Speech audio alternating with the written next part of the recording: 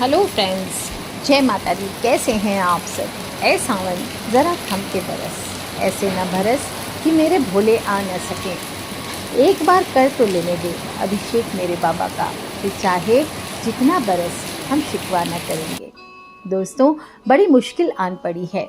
चारों तरफ बारिश का कहर, ऐसा लग रहा है प्रकृति ही रुद्र का अभिषेक कर रही है। पहाड़ों में तो ऐसी मुश्किल के बयां ही नहीं किया जा सकता। कहीं मकान ढह रहे हैं, कहीं गाड़ियां बह रही है, गौशाले तो कहीं पूरी की पूरी ब्रिज। देवताओं की धरती हिमाचल और उत्तराखंड पर मानो कहर सा बरस पड़ा है। और सिर्फ पहाड़ों पर ही नहीं, प्लेन में भी, चाहे मुंबई हो, दिल्ली हो, यूपी हो, बंगाल हो, बिहार हो, राजस्थान हो, पंजाब हो, मध्य प्रदेश हो या साउथ इंडिया, पूरा पानी पानी सा हो गया है। चारों ओर रुद्र का महीना है और रुद्र अपना रौद्र रूप दिखा रहे हैं। ऐसे में चलिए मिलकर रुद्र को मनाने की हम कोशिश करते हैं। ज़्यादा से ज़्यादा प्रभु के मंत्रों का जप करते हैं और उस रौद्र रूप को शांत करने की कोशिश करते हैं। प्रसन्न करना है, क्योंकि फसलें नष्ट हो रही है। खेतों की सारी फसल नष्ट हो जाएगी तो लोग खाएंगे क्या? महंगाई मुंह तोड़ रही है, काम नहीं है तो पैसा लाएंगे कहाँ? ऐसे में जब घरों में कैद बैठे हैं, समझ नहीं आ रहा कि क्या किया जाए, तो डरने के बजाय जब काल मुंह बाई खड़ा हो गया है, तो चलो सब मिल करके उस महाकाल को मनाते हैं, ताकि वो थोड़ी रहम करे हम सभी जीवों पर। और ज़्यादा सामग्री नहीं, चलो बारिश के पानी से ही बाबा को मनाते हैं। कुछ मंत्रों की तरंगों से बाबा को, अपनी मन की तरंगों को पहुंचाते हैं।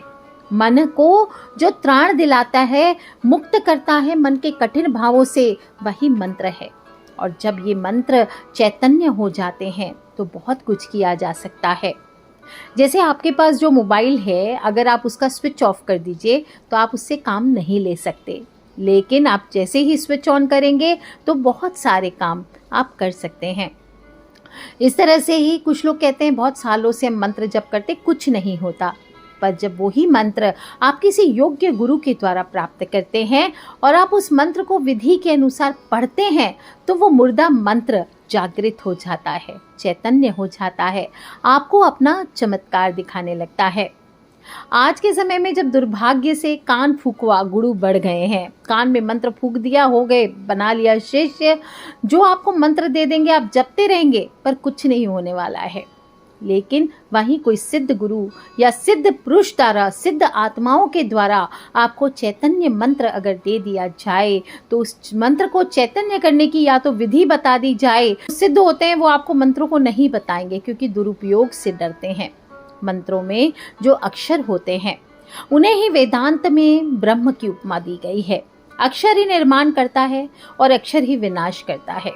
कोई भी मंत्र के अक्षरों को अगर आप केयरफुली उच्चारण करेंगे तो आपका काम अवश्य बनेगा।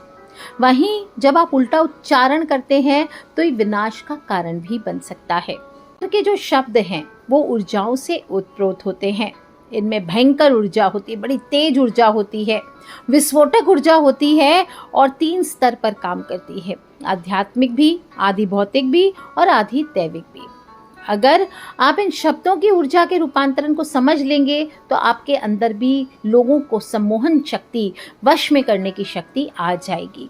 आप अपने जीवन में अपने शब्दों द्वारा ही जो घटनाएं हो रही है उनको बदल सकते हैं। पूरा ब्रह्मांड, आप समझ लीजिए मंत्र में क्या होता है, कंपन होता है, और पूरा ब्रह्मांड जो है कैसे टिका हुआ है, इसी कंपन के माध्यम से टिका हुआ है। आपकी ध्वनि जो आप बोल रहे हैं, सांसें ले रहे हैं, किसी का अच्छा कर रहे हैं, कोई को बुरा कह रहे हैं, सभी कंपन कर रहे हैं। और मैं बोल रही हूँ तो भी आपके अंदर कंपन हो रहा है। ऐसे में प्रभु से जुड़कर उनके अंदर हमें अपनी कंपन उन तक पहुँचानी है, उनसे जुड़ना है। और कैसे होगा ये प्रभु से? आपका मन का मिलाप सही मंत्रों का चुनाव करके वही मंत्र करने चाहिए जो आपके लिए लाभकारी है। कैसे चुनेंगे? ऐसे मंत्र चुने जिसका पूर्ण फल प्राप्त हो। और कई लोग क्या करते हैं, सिर्फ प्रयोगात्मक रूप से कई सारे मंत्र ले लेते हैं और उनको जपते चले जाते हैं। ऐसी गलती इस सावन में नहीं करना है। 2 महीनों का सावन है, इसका पूरा से पूरा फायदा उठाइए। विनाशकारी सावन है और ये सावन बहुत बड़े बड़े विनाश लेकर आने वाला है। तो चलिए रुद्र को शांत करते हैं, सच्चे दिल से रुद्र को मनाते हैं। जाने अनजाने किए गए गुनाहों की हम क्षमा मांगते हैं। और आज आपको बताऊंगी, आप चाहें तो अपनी कुंडली के अनुसार भी मंत्र जप सकते हैं। कौन सा मंत्र आपको पूर्ण प्रभाव देगा, उन मंत्रों का चयन करके आप जप कर सकते हैं और लाभ प्राप्त कर सकते हैं।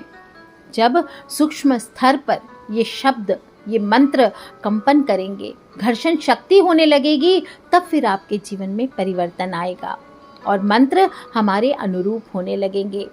मंत्र की वृत्ति जैसे हम बनने लग जाते हैं, आप बनने लग जाते हैं। आप जैसा मंत्र बोलेंगे उसमें आपकी वृत्ति उस मंत्र से मिलने लगेगी। अंत में आप स्वयं मंत्र हो जाएंगे। और मंत्र किसका? शिव का मंत्र। तो शिव तत्वों का आपके अंदर समावेश होने लगेगा। जब भी आप शिव जी के मंत्रों का ओम त्र्यंबकम यजामहे सुगंधिम पुष्टिवर्धनम उर्वारुकमे बंदना नित्योन्मुक्षीमामृता, या फिर सिर्फ ओम नमः शिवाय, ओम नमः शिवाय, ओम नमः शिवाय आप इसका जप करते हैं तो शिव तत्व का आपके अंदर समावेश होने लगता है। शिवमय हो जाते हैं, आप स्वयं शिव हो जाते हैं। एक रूपता आपके अंदर उस शिव के साथ आ जाती है। कोई भी मंत्र होता है 4 अवस्थाओं से गुजर कर सिद्ध होता है और उसके बाद ही अपने पूर्ण रूप में कार्य करता है, और इसीलिए मंत्रों को सिद्ध करने का विधान आता है। और फिर मंत्र जप करने के बाद दशांश, हवन, मार्जन, तर्पण आदि करके मंत्र के प्रयोग को शुरू करना चाहिए। और जब भी स्पष्ट होना चाहिए मंत्र, जब भी आप बोलें स्पष्ट रूप से उच्चारण करें। अलग अलग स्पष्ट लय से, लय भी सीखना चाहिए, कौन सा मंत्र किस लय में किया जाता है।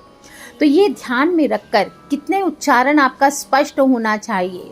जोर से बोलना है, रौद्र रूप से बोलना है, शांत भाव से बोलना है, मुख के अंदर बोलना है, जिह्वा से बोलना है, तालु से बोलना है। ये हर मंत्र के साथ नियम कोई योग्य गुरु ही आपको समझा सकते हैं। तो जब भी आप ओम नमः शिवाय का उच्चारण करें तो ऐसे उच्चारण करें, बहुत तेज उच्चारण नहीं करना है। आपको सिर्फ इतना उच्चारण करना है, ओम नमः शिवाय, ओम नमः शिवाय, ओम नमः शिवाय आपके कानों तक पहुँचे, आवाज़ आपके पड़ोसी के घर में ना पहुँचे, इतनी आपको स्पष्ट आवाज़ में बोलना चाहिए। इसमें कोई दो राय नहीं है कि भोलेनाथ आपके कंपन को महसूस करेंगे। मैंने इन मंत्रों के चमत्कार स्वयं देखे हैं, जीवन भर से देखा है, इसलिए मुझे कोई संशय नहीं। और आप भी इसी तरीके से कीजिए, आप स्वयं प्रयोग करेंगे, आप देखेंगे आपको भी इसका पूर्ण फल मिलेगा। सबसे पहले श्रावण का महीना है, ज़्यादा मंत्रों का चयन नहीं करना है, ओम के साथ शुरुआत करें। ओम जो सभी मंत्रों की माँ मानी गई है, ओम को ही ब्रह्मांड की सबसे पवित्र ध्वनि मानी गई है और कहा इसे ओंकारम भी जाता है। संस्कृत में इसे प्रणवनाथ के रूप में वर्णित किया गया है, जिसका अर्थ होता है सभी ध्वनियों के लिए प्राथमिक या मूल। इसीलिए आप देखते हैं ना, हर मंत्र के आगे ओम लगा के उच्चारण किया जाता है। इसे ओम ओम ऐसे बोलना चाहिए। कैसे? ओम ओम ओम ओम ऐसे उच्चारण किया जाना चाहिए। वैज्ञानिकों ने भी इसको माना है, रिसर्च करके सिद्ध किया है कि समस्त ब्रह्मांड में एक ही अव्यक्त अलक्षित ध्वनि है जो निरंतर स्फुटित होती है, और इसी ध्वनि को हमारे ऋषि मुनियों ने प्रणव यानी ओम कहा है। ओम अनहत नाद है। ओम में ही अक्षर अ उ म है जो त्रिमूर्ति का स्वरूप है, यानी भगवान शिव, भगवान विष्णु और भगवान ब्रह्मा का प्रतिनिधित्व करते हैं। ओम की ध्वनि आपके जीवन की सभी चिंताओं से आपको मुक्त करती है, आपको पापों से दूर करती है और आंतरिक शांति को बदलती है। ओम परमात्मा का अव्यक्त रूप है, हर चीज का मूल, केंद्र और अंत माना गया है। ओम एकमात्र ध्वनि है जो व्यक्ति को आध्यात्मिक जीवन के चरम पर पहुंचाने का माध्यम है और सर्वोच्च वास्तविकता को दिखाता है। जो ग्रह सूर्य के चारों ओर घूमते हैं वे सभी एक शोर करते हैं जिसे ओम ही कहा गया है। तो पवित्र ओम का जप शरीर को ब्रह्मांड के कंपन से समन्वित करता है। ओम को मन आत्मा को शुद्ध करने का और आंतरिक शांति का निर्माण करवाता है। ओम की शक्ति क्या क्या बताऊं मैं। इसकी ध्वनि तरंगे पानी को श्रीयंत्र तक बनाने की क्षमता रखता है और ये साइंस ने भी प्रमाणित किया है। ओम का जप आपके शरीर की कोशिकाओं को पुनर्जीवित करता है और आयु को अवरोध कारक के रूप में कार्य करता है। ओम का उच्चारण करने से सांसें धीमी और स्थिर होती है, नियंत्रित होती है। इसकी ध्वनि दिल, फेफड़े, मुफ्त, रक्त परिसंचरण, पाचन को शक्ति प्रदान करती है और शरीर को डिटॉक्सिफाई करती है, यानी शरीर को विष मुक्त करती है। इस भाग दौड़ भरी लाइफ में जब तनाव और चिंता से बाहर आना चाहते हैं, कोरोना में जो महामारी फैली उसके बाद से जब हर व्यक्ति योग और अध्यात्म की शक्ति को पहचान चुका है, पूरे कोरोना के दौरान आप सभी से निवेदन किया था कि ओम नमः शिवाय, ओम नमः शिवाय, ओम नमः शिवाय, इसका ज़्यादा से ज़्यादा जप करें। ये मंत्र आत्मा की शुद्धि करता है, शरीर की शुद्धि करता है, तनाव और मुक्ति का आसान मंत्र है, महामंत्र है जो आपके जीवन की पॉजिटिविटी देता है। अतः इस बार सावन में बारिश का 1 लोटा जल आप रख लीजिए अपने सामने और फिर ओम नमः शिवाय का जप करते हुए भोले बाबा को उस जल को अर्पित करते हुए उनका अभिषेक कीजिए। हो सके तो एक बेलपत्र साथ में ले जाइए, थोड़े चंदन, एक जनेऊ ले जाइए, थोड़ी भस्म ले जाइए बाबा के लिए और बाबा से कनेक्ट कीजिए, उनके सामने बैठ जाइए, ओम नमः शिवाय का जप कीजिए, इस महामंत्र का उच्चारण कीजिए। आप देखेंगे आपके जीवन की सभी बाधाएं स्वयं दूर हो जाएंगी। आपके मन से काम, क्रोध, घृणा, मोह, लोभ, भय, विषाद आदि सब खत्म हो जाएंगे और आप जीवन के चक्र का रहस्य समझ पाएंगे, मोक्ष को प्राप्त करते हैं। बाकी के जो 5 शब्द हैं नमः शिवाय, उनकी उत्पत्ति उनके शिवजी के 5 मुख से हुई है। भगवान शिव जब अग्नि स्तंभ के रूप में प्रकट हुए तब उनके 5 मुख थे, जो 5 तत्व पृथ्वी, जल, आकाश, अग्नि और वायु के रूप थे। अतः ओम के बाद जो बाकी 5 शब्द नमः शिवाय की उत्पत्ति हुई है, उनके 5 मुख से ही हुई है, जिन्हें सृष्टि का सबसे पहला मंत्र माना जाता है और यही महामंत्र है। त्रिपदा गायत्री का प्राकट्य भी इसी शिरो मंत्र से माना गया है और इसी गायत्री से वेद और वेदों से करोड़ों मंत्रों का प्राकट्य हुआ है। इस मंत्र के जप से आपके सभी मनोरथ सिद्ध होते हैं, भोग और मोक्ष की प्राप्ति होती है, समस्त व्याधियां आपके जीवन से शांत होती है और यमराज ने अपने दूतों को भी आदेश दिया था कि इस मंत्र के जप करने वाले के पास कभी मत जाना, उसको मृत्यु नहीं मोक्ष की प्राप्ति होती है। यह मंत्र नहीं है, देखा जाए तो शिव वाक्य है और वही शिव ज्ञान है। जिसके मन में यह मंत्र निरंतर चलता रहता है वह स्वयं शिव स्वरूप हो जाता है और इसीलिए इसे शिव पंचाक्षरी मंत्र कहते हैं। और शिव पंचाक्षरी मंत्र को सिद्ध करने वाला मनुष्य स्वयं शिव हो जाता है, संपूर्ण सिद्धियों को प्राप्त कर लेता है और भगवान शिव का बारंबार स्मरण करते हुए इस बार कुछ करे न करे, इस बारिश के भयावह मौसम में जब आप कुछ नहीं कर सकते, चुपचाप पूरब मुखी हो जाइए और पंचाक्षरी मंत्र का जप करिए। दीप हो सके तो जलाइए, जल हो सके तो रखिए, शिवलिंग है तो अभिषेक कीजिए और शिव पंचाक्षरी मंत्र का ओम नमः शिवाय, ओम नमः शिवाय, ओम नमः शिवाय, इसका ज़्यादा से ज़्यादा जप करें। आप देखेंगे आपके अंतःकरण की शुद्धि होगी, आपके अंतःकरण में स्थित अव्यक्त आंतरिक अधिष्ठान के रूप में भगवान शिव विराजमान हो जाएंगे और आप शिव के समीप हो जाएंगे। आपके जीवन की दरिद्रता हो, रोग हो, दुख हो, शत्रु जनित पीड़ा हो, कष्ट हो, सभी का अंत हो जाएगा और परम आनंद की प्राप्ति होगी। और कुछ कर सके या ना कर सके, आप बहुत सारा महामृत्युंजय मंत्र का जप कीजिए। जो लोग भी जनरल जप करना चाहते हैं, कष्ट ज़्यादा हैं, वो सभी ओम नमः शिवाय के साथ साथ महामृत्युंजय मंत्र का अवश्य जप करें।